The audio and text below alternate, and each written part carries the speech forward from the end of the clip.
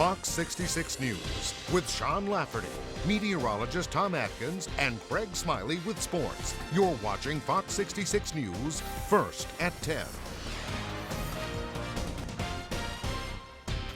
Pennsylvania State Police and the coroner converge on a home in Crawford County. One man confirmed dead tonight. Good evening. State police say a man was murdered in his home in Townville in Crawford County. It's our top story tonight at 10 o'clock. Jess Dowdrick was at the scene this evening. She joins us now live at the State Police Barracks in Corey with the story. Sean, Pennsylvania State Police have confirmed that 74-year-old Kenneth Hallsaver Sr. was found dead in his home on Mercer Road around 12:30 this afternoon. They could not confirm a cause of death, but they did call it a murder. Now, this incident happened on the 16,000 block of Mercer Road in Townville, Crawford County. Police say a family member was concerned after Hallsaver did not show up for work this morning. According to police, the family member went to Hallsaver's home and found him dead around 12:30 this afternoon. Neighbors say that concerned family member was Hallsaver's son, Kenny Hallsaver Jr. One neighbor said that Kenny Hallsaver Jr. called him this morning asking if he had seen his father after he never showed up for work. That neighbor said he had noticed Hallsaver's white Chevy pickup was still in the driveway at 7 a.m. when he left his home, but when he came home around 1 p.m. that it was gone. Police could not confirm whether or not that truck was stolen or whether or not they are still in search for it. Neighbors say troopers questioned them and asked if they had seen any suspicious activity or vehicles in the area recently, which they said that they had not. Police say there aren't many details that they can release at this time. I can't go into the details of what occurred. What I can tell you, it was a homicide, and he is deceased. Okay. And are police searching for a suspect at this time, a known suspect, someone specifically you're looking for? Well, we're actively investigating the scene and the crime, so we're working on all our leads that we have.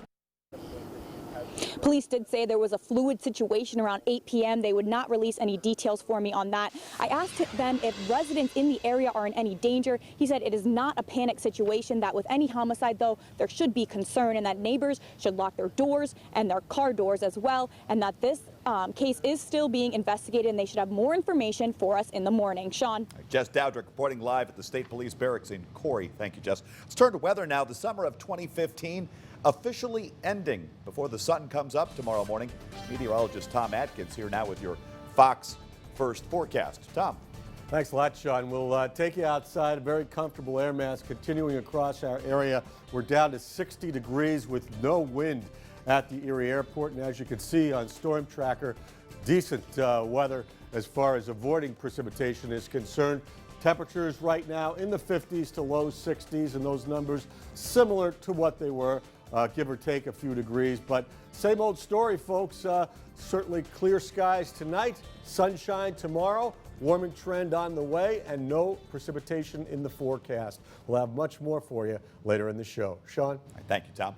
Pope Francis makes his first visit to the U.S., touching down in Washington this afternoon. His Holiness has a busy schedule as he visits the nation's capital, New York City and Philadelphia. Fox News correspondent Rich Edson is in Washington, D.C. tonight. The first to address a joint meeting of Congress, the third to visit the president at the White House. The provocative and outspoken Pope Francis is in the divided American capital. The 266th Pope is in Washington on his first trip to the United States. Pope Francis will visit the capital city, New York and Philadelphia, and deliver 18 speeches, including those at the White House, before the United Nations General Assembly and a joint meeting of Congress. I think it's very gratifying to see so many politicians sit up and pay attention to the Pope. Nearly a third of lawmakers are Catholic, up from about 20% in the 1960s and early 1970s. Many politicians are highlighting where the Pope agrees with their politics, and at the White House, a shared view on the effects of climate change and the Obama administration's improving relations with Cuba. When the president sits down with Pope Francis tomorrow in the Oval Office, the president will not arrive at that meeting with a political agenda. This is an opportunity for two men who have so many values in common to talk about the efforts that they are taking in their respective and quite different roles to advance those shared values. Amid meeting and addressing world leaders, the Pope will also celebrate Mass and parade through U.S. cities. His vehicle of choice, a modified Jeep Wrangler, Pope Mobile Edition. Pope Francis meets with President Obama tomorrow, addresses Congress on Thursday and the UN on Friday. He leaves for Rome from Philadelphia on Sunday after visiting with prison inmates there. In Washington, Rich Edson, Fox 66 News. With more than 2 million people expected to attend the papal visit in Philadelphia, local Red Cross volunteers are being deployed to help out. Our local Red Cross chapter will be sending volunteers to the city of brotherly love to help manage the crowds. There will be 4 Red Cross volunteers from Erie and 600 to 800 coming from the Pennsylvania district. These volunteers will be helping out with things like reuniting families lost in the crowd and also assisting with any medical emergencies. The volunteers will be handling this deployment as if it was a disaster situation. 8,000 workers and volunteers are deploying into Philadelphia for the next couple days. Medical personnel, police, the National Guard, and they all need a place to stay. So we have 8 shelters opening up in and outside of Philadelphia. The volunteers will be leaving Friday morning and returning on Monday. For more information on what these volunteers will be doing in Philadelphia, go to our website, yourerie.com. The City of Erie treasurer says the Erie School District is getting money almost daily from property tax collections. Caroline Collins has much more as to why a shutdown in the school district may still be needed. So by the end of September, hopefully, we will have collected about $16 or $17 million for the Erie School District 15-16 school year. As local property taxes come in, the city treasurer releases the money to Erie School District on a daily basis. Today, the treasurer is releasing $800,000 to the school district, a small chunk of the millions of dollars released to the school district throughout the year. In a year, about $38 million in a year, 18 months, yeah. And it goes straight to the school for their operation. Straight to the school, their operation. Just this month, the city treasurer has given the school district $6 million. Superintendent Dr. Jay Badham says this is just not enough. Our teacher payroll, which is paid on one pay cycle, is $2 million every 2 weeks. And then our non-instructional pay is $1 million every 2 weeks. So that puts that $800,000 in perspective. With the state budget impasse still going on in Harrisburg, Dr. Badham says it's the local taxpayers keeping the district afloat. I have to thank our local property taxpayers. I mean, that's all that's keeping us in business right now. Even with property tax money, a district shutdown is still a possibility. Caroline Collins, Fox 66 News.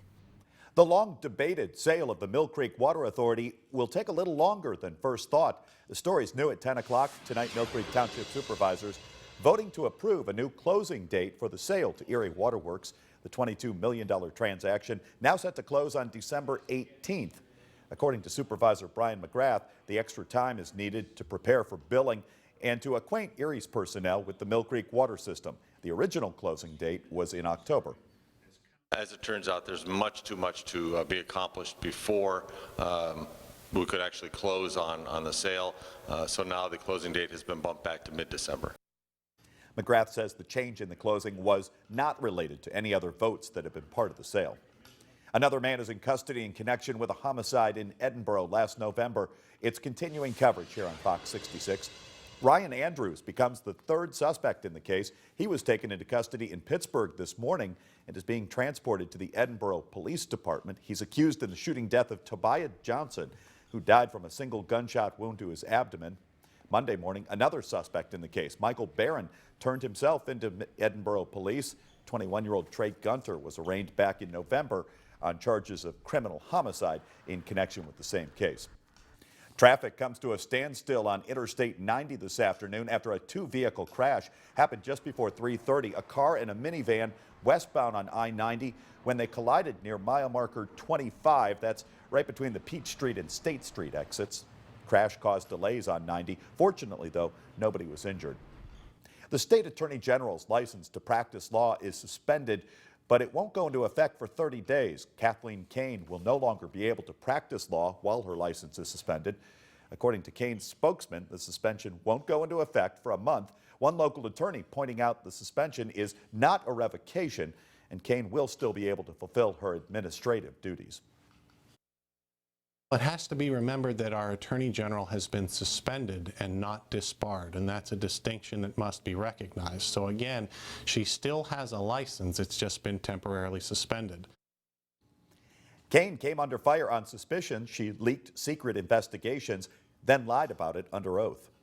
A familiar site in Mill Creek Township is gone tonight after demolition begins. The former Airport Inn motel closed more than 20 years ago. It's sat abandoned and vacant ever since. Officials say they worked on the demolition plan for quite a while, getting the owners to comply after sending them a notice of violation. The property is seen by many as an eyesore and a danger to the public, as well as the crews who had to regularly inspect it for vagrants.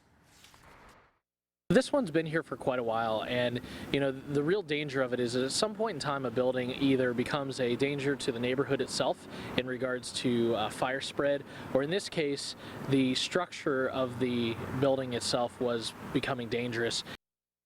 The Westlake and Lakeshore Fire Departments were able to train on the building as it was inspected and knocked down. Several more days of demolition are scheduled. Today, September 22nd, marks the last full day of summer, and many Erie residents were out enjoying what was left of the sunshine. The weather today beautiful, 70s and sunny. Residents out in full force at Presque Isle, jogging, walking, biking, anything to get outside and enjoy what's left of summer before they have to say hello to fall tomorrow. Just because it's, like you say, it's getting the last day of summer, and I just said to Terry, it's a perfect day. Let's go out and take a walk and stop at Sarah's and get something to eat. Just enjoy the day. I think we've had a fabulous summer-wise. Yeah, I don't want it to end. I know it ends tomorrow, but anyway, I'll take it. Trying to enjoy it while I still can.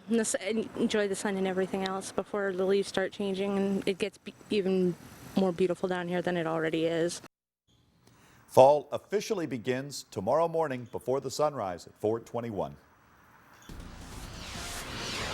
With President Xi Jinping set to visit Washington, China has charged a Houston woman with spying.